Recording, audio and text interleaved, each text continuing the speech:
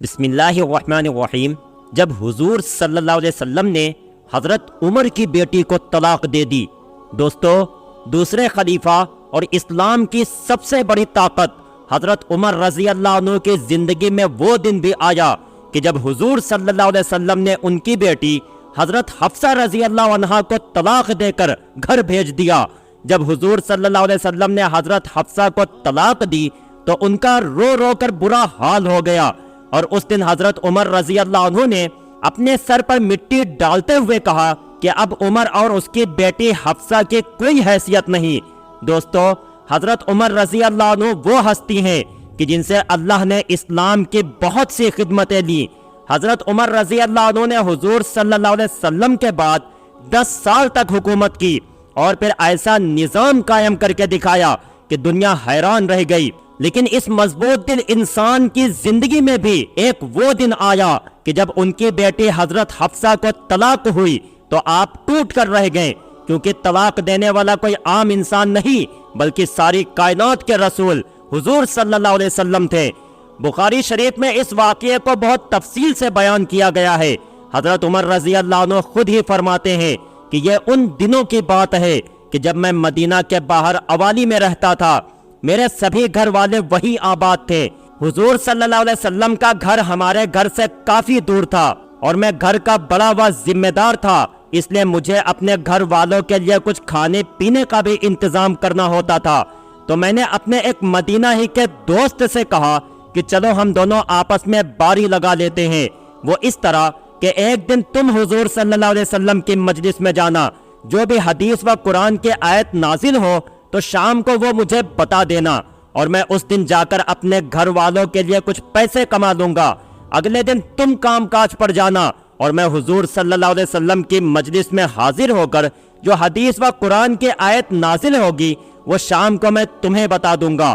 حضرت عمر رضی اللہ عنہ فرماتے ہیں کہ ہم دونوں کی اسی طرح باری چلتی رہی۔ ایک دن کی بات ہے کہ اچانک رات کے وقت میرا وہ ساتھی میرے گھر کے دروازے پر آ کر دروازہ کھٹکھٹانے لگا۔ وہ اتنی زور زور سے دروازہ کھٹکھٹا رہا تھا کہ میں ڈر گیا کہ آخر کیا معاملہ پیش آ گیا ہے۔ مجھے تو لگا کہ شاید پاس کے یہودیوں نے مدینہ پر حملہ کر دیا ہے، اس لیے میں نے جلدی سے اٹھ کر دروازہ کھولا تو میرا وہ ساتھی بہت زیادہ گھبرایا ہوا تھا۔ مجھے دیکھتے ہی کہنے لگا کہ اے عمر، بہت بڑا حادثہ پیش آ گیا۔ تو میں نے گھبرا کر پوچھا کہ کیا یہودیوں نے مدینہ پر حملہ بول دیا ہے؟ تو اس نے جواب دیا کہ نہیں، اس سے بھی بڑا معاملہ پیش آ گیا۔ تو میں نے کہا کہ پھر بتاؤ کہ کیا ہوا؟ تو اس نے کہا کہ اے عمر، حضور صلی اللہ علیہ وسلم نے اپنی تمام بیویوں کو طلاق دے دی۔ دوستو، جیسا کہ آپ کو پتا ہے کہ حضرت ابو بکر و عمر دونوں حضرات حضور صلی اللہ علیہ وسلم کے سسر تھے، اور ان دونوں کی بیٹیاں حضور صلی اللہ علیہ وسلم کی بیویاں تھیں۔ حضرت ابو بکر کی بیٹی کا نام حضرت عائشہ رضی اللہ عنہا تھا، جو کہ حضور صلی اللہ علیہ وسلم کی سب سے زیادہ چہیتی بیوی تھی، اور حضرت عمر کی بیٹی کا نام حضرت حفصہ رضی اللہ عنہا تھا، جو کہ بہت زیادہ عبادت گزار بندی تھی کہ اللہ نے بھی ان کی تعریف فرمائی۔ جیسے حضرت عمر رضی اللہ عنہ کے ساتھی نے آ کر انہیں بتایا کہ حضور صلی اللہ علیہ وسلم نے اپنی تمام بیویوں کو طلاق دے دی ہے، تو حضرت عمر رضی اللہ عنہ بہت زیادہ گھبرا گئے اور جلدی سے رات ہی میں مدینہ کی طرف دوڑے۔ سب سے پہلے حضرت عمر رضی اللہ عنہ اپنی بیٹی حضرت حفصہ کے گھر میں گئے۔ وہ اکیلی بیٹھی رو رہی تھی۔ حضرت عمر رضی اللہ عنہ نے انہیں دیکھتے ہی کہا کہ اے حفصہ، کیا حضور صلی اللہ علیہ وسلم نے تمہیں طلاق دے دی ہے؟ تو حضرت حفصہ نے جواب دیا کہ مجھے نہیں معلوم، بس حضور صلی اللہ علیہ وسلم ہم سبھی سے ناراض ہو کر اوپر کمرے میں چلے گئے ہیں اور کسی سے بات نہیں کر رہے۔ یہ سن کر حضرت عمر رضی اللہ عنہ نے اپنی بیٹی حضرت حفصہ کو زور سے جھٹکا دیا اور غصے میں کہنے لگے کہ کیا میں نے تم سے پہلے بھی منع نہیں کیا تھا کہ حضور صلی اللہ علیہ وسلم کا کسی بھی چیز میں جواب نہ دینا؟ کسی بھی چیز کی ضرورت ہو تو مجھ سے کہنا، آخر تم لوگ حضور صلی اللہ علیہ وسلم سے کیوں لڑتی ہو؟ اس کے بعد حضرت عمر رضی اللہ عنہ مسجد نبوی میں گئے تو دیکھا کہ بہت سے صحابہ کرام منبر کے پاس خاموش بیٹھے تھے، اور ان میں سے کچھ لوگ تو بیٹھے رو رہے تھے۔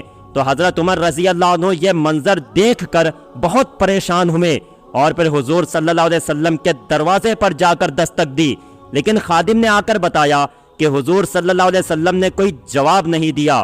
آخر حضرت عمر رضی اللہ عنہ خاموش ہو کر مسجد میں صحابہ کرام کے پاس آ کر بیٹھ گئے، لیکن اندر سے دل بے چین تھا، اس لیے پھر سے اٹھے اور خادم سے جا کر کہا کہ حضور صلی اللہ علیہ وسلم سے کہو کہ عمر آپ سے ملنا چاہتے ہیں۔ تو خادم اندر گیا، لیکن حضور صلی اللہ علیہ وسلم نے اجازت نہ دی۔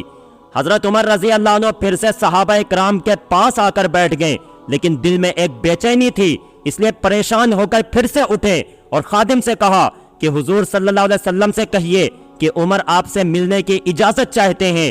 تو خادم نے واپس آ کر جواب دیا کہ حضور صلی اللہ علیہ وسلم نے آپ کو اجازت نہیں دی ہے۔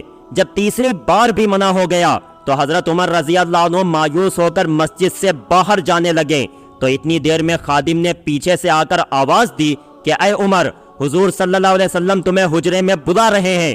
تو یہ سن کر حضرت عمر رضی اللہ عنہ بہت خوش ہوئے اور جلدی سے حضور صلی اللہ علیہ وسلم کے پاس حجرے میں پہنچے۔ تو حضرت عمر رضی اللہ عنہ فرماتے ہیں کہ حجرے میں جاتے میں نے حضور پاک صلی اللہ علیہ وسلم کی سادگی کا یہ عالم دیکھا کہ آپ صلی اللہ علیہ وسلم زمین پر کھجور کی پرانی چٹائی بچھا کر لیٹے ہوئے تھے، کمرے کے ایک کونے میں پانی کا گھڑا رکھا تھا۔ حضرت عمر رضی اللہ عنہ نے جاتے ہی محسوس کیا کہ حضور صلی اللہ علیہ وسلم بہت خاموش اور پریشان ہیں، تو سوچا کہ کچھ مذاق کی بات کر کے پہلے حضور صلی اللہ علیہ وسلم کا دل خوش کر دیا جائے۔